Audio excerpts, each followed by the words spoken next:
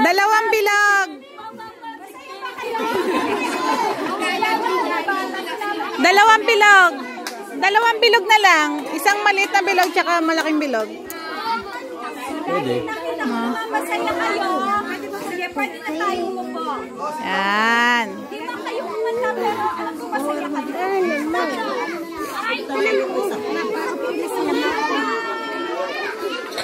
O sige, bago ako mag-start. Galing daw ha.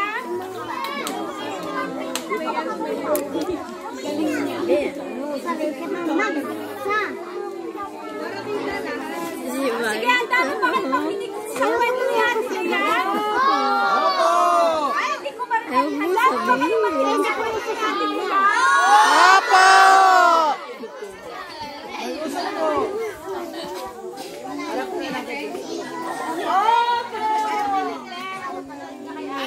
Nakikita niyo yung paligid. Ano nakikita niyo? Ano pa? Puno, no? Nakikita niyo yung puno, di ba? Ang story ko sa inyo ngayong araw ay patungkol sa tatlong puno.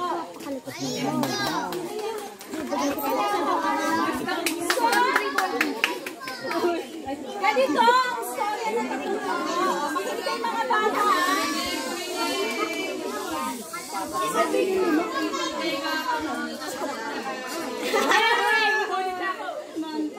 Okay, sige, makinig ka. Minsan, isang araw, may tatlong puno. Sayang-saya sila sa buhay nila kasi humahangin. Sabi ng hangin. Sabi ng mga puno. So, nakikita ko kayo kaibigan na si Punong Henry. Siya yung pinakamalaki na puno. Si Punong Henry. Oy, Emerick!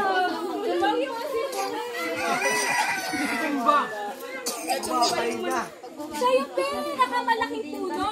Sabi niya kay Punong Glyza. Yan. Puno ba yan?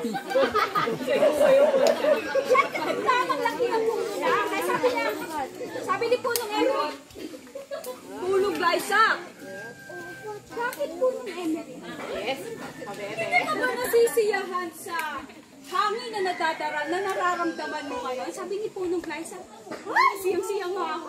Lamig-lamig. Ang sarap-sarap sa pakiramdam. Ano ba yun? Yung hangin dumadaan sa buo ang aking punong hangin. Hanggang sa ilalim ng aking mga ugat. Kaya ang saya. Sabi ni Punong Emery, ako rin. Sumili si Punong Jimmy. Oh, bakit nagkakagulo dyan? Anong meron? Wala, nasisiyahan lang kami doon sa hangin na namin nagkaraman. Kasi, paano kami sumasayaw? Ang lamig-lamig. Ikaw ba, Punong Jimmy? Nakaramdaman ko yung nakaramdaman ko? Kung maramdaman kasi ang kapal ng kahoy ko. Ang nakaipin ko ay laki ng kahoy ko siya, yung may pinakamalaki. May diet. Ang sabi ni Punong Glyza, Punong Emery, ano bang gusto mo pag ikaw ay lumaki na?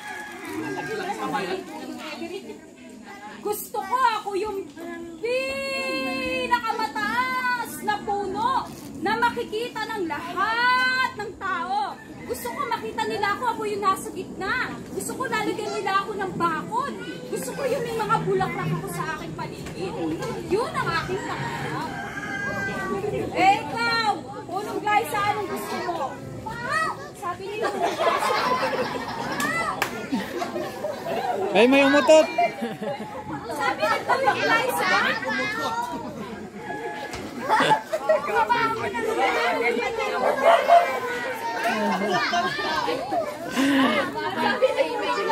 May mga guilty. Ate.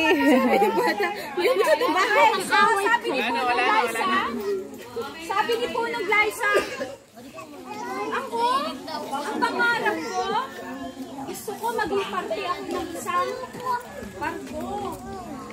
Gusto ko yung makakapunta ako kahit saan lugar ako dalhin. Pag dinagay ako sa barko, makakapunta ako sa China, makakapunta ako sa Japan, makakapunta ako sa Amerika. Lahat ng tao makikita ko. Eh, ikaw po ng Jimmy, anong gusto mong maging mangyari sa'yo? Ako? Hindi ko alam eh. Basta ang gusto ko lang eh. Gusto ko maging kama. Gusto ko maging kama ng hari. Yun ang gusto ko. Gusto ko ihiga sa akin ang mga prinsesa, ang mga hari. Tapos kahit na tumanda ako, iingatan nila ako kasi ilalagay nila ako sa malaking kwarto. Gusto ko yun kasi may aircon, malamig. Tuwang-tuwa sila, nagkukwentuhan sila. Ay, ang gaganda ng mga pangarap natin. Gustong-gusto ko yun, sabi ni Punong Liza. Basta ako gusto ko maglayag. Gusto ko pumunta sa ibang lugar. Gusto ko sakyan ako ng maraming tao. Gusto ko maging sikat, sabi ni Punong Liza. Basta ako, sabi ni Punong Emerick, dito lang ako. Gusto ko, ako lang ang natitira dito. Yung pinakamalaking punong kahoy. Kaya ganun na nga nangyari. Nangarap si Punong Liza, si Punong Emerick, at si Punong Jimmy. Hanggang minsan isang araw, may mga sundalo. Sabi ng mga sundalo, dog, dog, dog, dog. Nagkahanap sila ng mga kahoy. Ang una nilang kahoy na kinuha, ay si Punong Liza, pinitigil lang. Ganon. Teka, pwede na tong punong kahoy na to. Ang ginawa nila, ay sabi ni Punong Liza, yes, yes, alam ko, gagawin nila akong barko. Kasi, alam ko, yun yung pangarap ko. Yun yung gusto ko mangyari. Alam ng Diyos na may kapal na gusto ko maging barko. Kaya alam ko, magiging barko ako. Di pinuto si Punong Liza. Kaso, hindi siya ginawang barko. Ginawa siyang bangka. Hindi isang malaking barko, kundi isang maliit na bangka. Sabi niya, bakit ganon? Kasi alam ko, nanalangin ako eh. Umiiyak siya sa sabi ko, gusto ko maging barko. Bakit isa lang akong bangka? Bakit ganon? Nalungkot si Punong Liza. Tumawa si Punong Jimmy.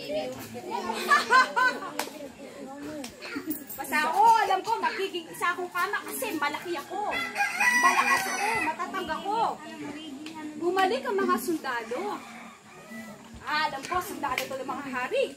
Sabi ni Punong Jimmy. Lumapit sila sa Punong Jimmy at kanila tong pinitik.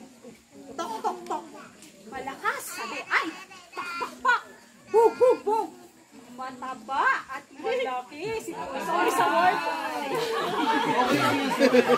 So, malakas. Aba, matatag ito. Punong Jimmy. Matatag si Punong Jimmy. Sabi niya ganun. Okay, itong puno na to. O sige, mga kawal. Sabi ng hiniran, mga kawal, halina kayo, putulin nyo to at mukhang mahirap itong putulin. So, pinutol nila si Punong Jimmy. Siya si po. Yes, yes, yes, yes, yes.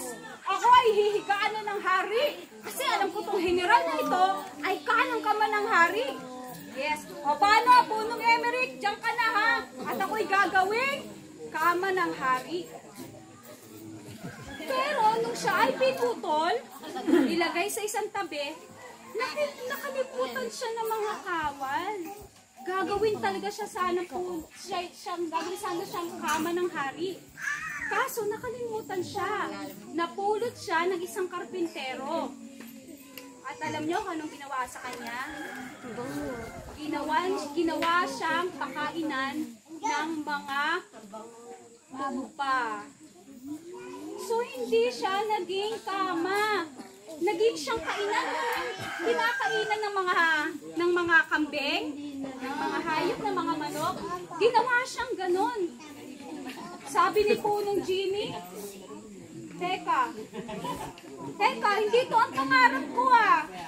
Bakit ito yung ginawa sa akin? Hindi maaari yun, hindi maaari ito. Gusto ko maging kama. Pero walang nagawa si Punong Jimmy, kundi manahimik na lang. Hindi natupad yung pangarap ni Punong Jimmy. Nakakalungkot ba mga bata? Kasi hindi siya naging kama ng hayop. Naging kainan siya ng mga hayop.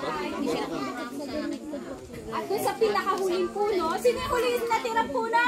Si Emery. Ang laki, ang tangkad ni Punong Emery. Kasi ba si Punong Emery? Ang laki-laki ni Punong Emery at sarap-sarap ng tulog ni Punong Emery. Gumising na sa Maya-maya, humayin. Nagising si Punong Emery at narinig niya. May mga nag-iinay na mga sundalo. Sabi, pare. Tuusan na naman ako ng general eh. Sabi, maghanap na naman ako ng kahoy. Siya kaya magputol ng kahoy dito. Bakit ng kahoy na ito na pinaputol ko? Hindi ko alam kung ano pinapagawa niya. Si Punong Jimmy, iniwan niya lang doon. O nasaya. O nasaan ang kama ng hari? Wala na. Ginawa ng pakainan ng manok. Kinuha na. Nag-aalaga ng hayop. Hindi ko na nahabol. Ngayon, papakuha na naman siya. Ano na naman ang gagawin niya sa puno? Walang nagawa yung kawan. Lumapit siya kay Punong Emery. Sabi ni Punong Emery, malamang gagawin nila ang poste. Okay na sa akin yun. Basta lalagyan ako ng bandila. Pwede na sa akin yun. Kasi bandila yun ang bansang pinagmamalaki ko. Ang bansang Pilipinas. Pwede na sa akin yun.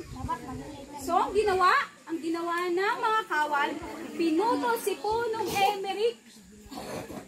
Si Punong Emery, mataas siya.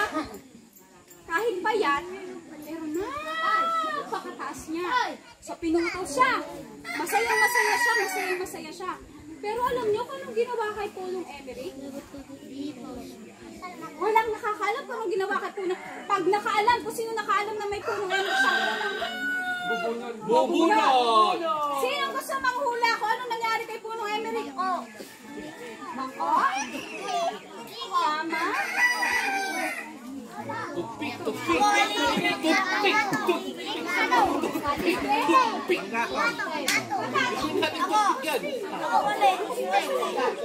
Pagkamot ng likod.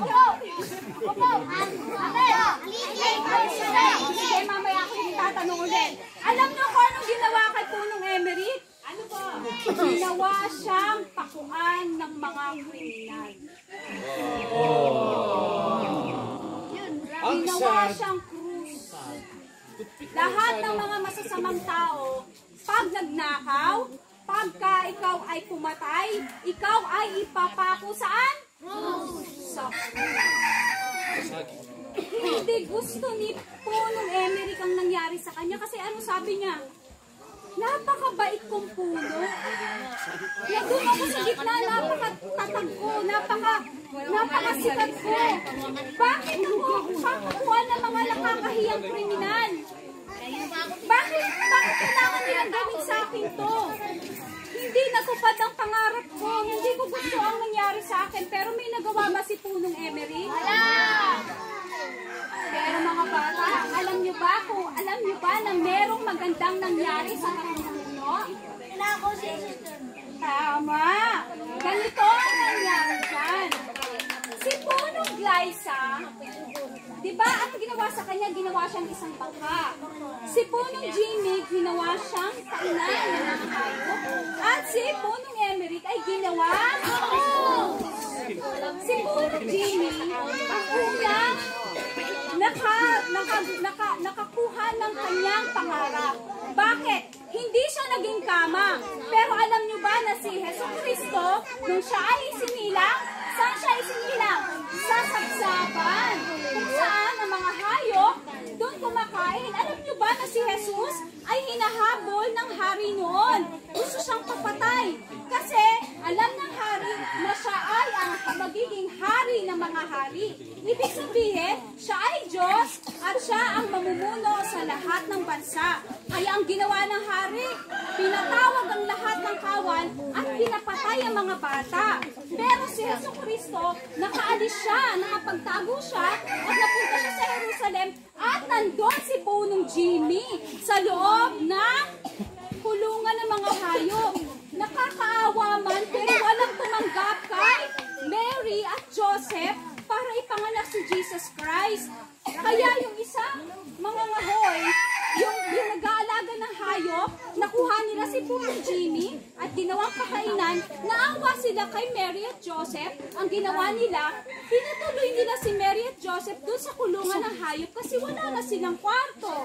Mahirap lang sila. Kaya si Jesucristo ay isinilang sa at inihiga sa kay Punong Jimmy. Maganda ba yung nangyari kay Punong Jimmy? Bakit? Sagot! Masaya yun. Bakit masaya? Masaya ang nangyari kay Punong Jimmy. Nagay sa sagsaban. Oh, saan mo? Ayun. Ayan, bubulot ka daw doon. Alam ko ha?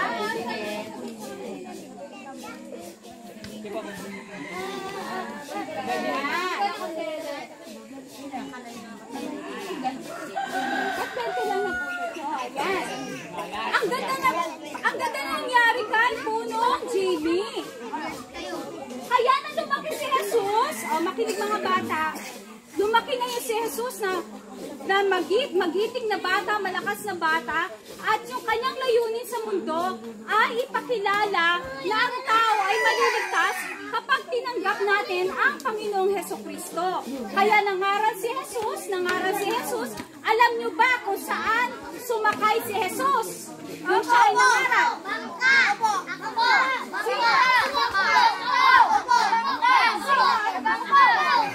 Bilang isa. Punong Glyza. Wala ko bang sayaw?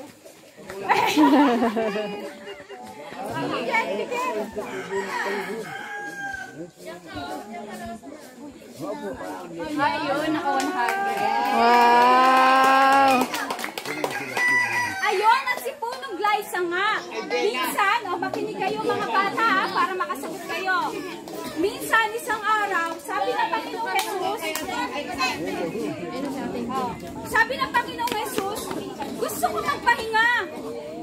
Mga alagad, gusto ko magpahinga. Tayo ay sumakay sa bangka at yun nga ay si Punong Glyza. Nagulat si Punong Glyza at sabi niya, Teka, ito ba yung sinasabi nilang si Jesus? Si Jesus na siyang hari ng mga hari? Na siyang lumikha sa akin? Wow! Siya nga si Jesus! Hindi nga ako naging barko, pero si Jesus nga ay sasakay sa akin. At ito'y isang karangalan ko. Sasakay sa akin ang hari ng mga hari na magliligtas sa maraming tao. Kaya tuwang-tuwa si Punong Glyza. Yung pangarap niya ay maging barko, kahit na siya ay bangka, sumakay sa kanya si Jesus. At dumaan nga ang panahon sa buhay ni Jesus, nagalit sa kanya ang maraming tao. Kailangan mamatay ni Jesus dahil yun yung sinasabi sa Biblia, sa sulat ng maraming propeta, na siya ay mamamatay para sa kasalanan ng lahat. Yung dugo niya, ng dugo ng Jesucristo, yun yung magtatanggal ng kasalanan ng tao para ang sino mang tumanggap sa Panginoong Jesucristo ay magkakaroon ng buhay na walang. At sino mang tumanggap sa Panginoong Jesus ay magkakaroon ng buhay na walang hanggan dahil ang tao ay makasalanan. Noon pa man kay Eva at Adan, makasalanan na tayo. Kaya ang sabi ng Panginoon, hindi tayo makakaabot sa kaluwalhatian ng Ama kung hindi sa pamamagitan ng Panginoong Hesukristo. Kaya ang ginawa ng Ama, pinadala niya ang Panginoong Hesukristo para mamatay sa ating kasalanan. Kaya si Punong Emerick, siya ang may pinakamagandang natanggap na pangarap. Dahil ang namatay sa kanya, ang pinako sa kanya, ay ang Panginoong Hesukristo na hari ng mga hari. Maganda ba yung nangyari kay Punong Emerick? Nakakatuwa, di ba mga bata?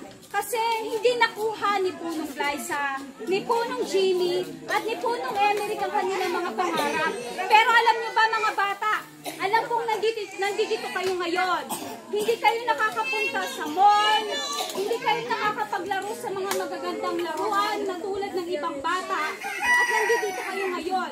Pero alam niyo ba mga bata, ang Diyos ay may pangako sa lahat ng tao. Kaya, wag kayong hindi tatalima at mananalangin sa Panginoon dahil ibibigay ng Diyos ang inyong mga pangarap. Naniniwala ba kayo? Sa ngayon, nandito kayo, pero pagkapatuloy kayo nanampalataya sa Panginoon at nanalangin, ang inyong mga pangarap ay kayo natutuparin. Sinabi niya yun sa kanyang salita na sino mang lumapit sa kanya, tumanggap sa kanya, at namuhay sa kagustuhan niya, anuman ang hihingin sa kanyang pangalan, ay ipagkakaloob niya sa inyo. Di ba nakakatuwa? Dati tayo nandito lang. Nandito lang tayo, pero kapag kayo ay nag-aral mabuti, nagtiwala sa Panginoon, nanalangin, sinong gusto maging doktor? Sinong gusto maging engineer? Parang ayaw niya. Sinong gusto maging architect? Artista! Wow! Ay, pinakamagwapo dito maganda. Lahat! Best actor, best actress. Wala ba? Kaya mga bata, lagi niyong tatandaan. Itong mga puno, gusto maging artista. Tingnan mo ang ating mga ma'am at sir. Yan, sila sir at ma'am. Alam nyo ba, nung mga bata sila, minsan din silang nangarap. Tingnan mo na ngayon sila ngayon ay binabahagi nila sa inyo yung nakuha nilang pangarap.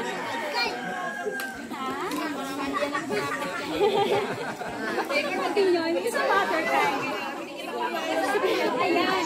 Manalangin ka pa, Jemar. Bata, makinig kayo. Gusto kong gawin kong kabata. Hindi na. Ate. Gusto nyo ba maging katulad namin? Kaya mga bata, mag-aaral kayo maigi? Ha? Anong gagawin? So, yon ang aking kwento. Nagustuhan nyo ba yung kwento ni Ate Dayan? Opo. Sige. Tatawag ako ng isang tao na magbubuod ng kwento ko. Ikukwento niya yung lahat ng kinuwento ko. Sinong magbo-volunteer?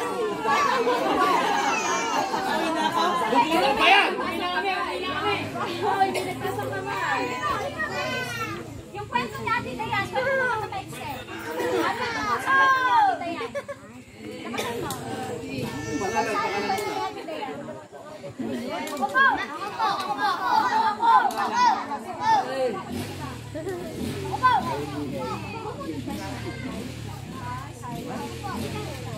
Kwento mo ha ng buo, pero maiksi lang. Ganun din ka ba? Ano yung kwento ni Mang Dayan? Yung nadinig mo, kwento mo. Asin na kwento mo nga kung ano. Ano ako, ulit na magkain?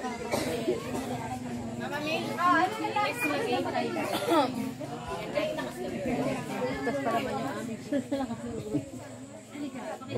Ano, bakit maganda yung nangyari sa kanila? Bakit ganun yung sinasabi, oh? Siyempre na siya lang, wag kang malis. Ayun! Palakpakan natin. Alam niyo po ba kung ano sinabi niya? Nakakatuwa naman. Kasi Diyos ang gumamit sa kanya. Yun eh. Yun ang point yun eh. Diba? Dahil Diyos ang gumamit sa kanila, ang pangarap nila ay natupad. Hindi man naging maganda. Katulad ng gusto nila. Ano pa? Meron po kayong itatanong? Meron!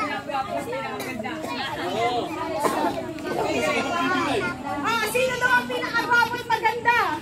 Kasi ako may hawak. Kadalasan nasabi yung choice kasi. Ayan. Sige, magtatanong pa ako. Ano ang natutunan sa kwento niya? Ako! Hindi pa bumuli. Hindi pa bumuli. Ito, babae.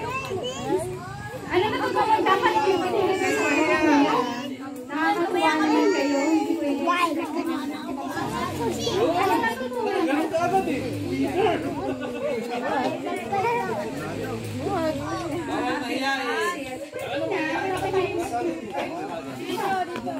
Yung pinakamaganda pa. Yung natutunan ko.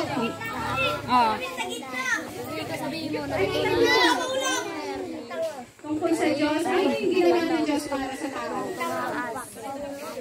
Pag nasagot niya yun, 100 ang ibibigay ni Ma'am Grace. Anong ginawa ng Diyos para sa tao?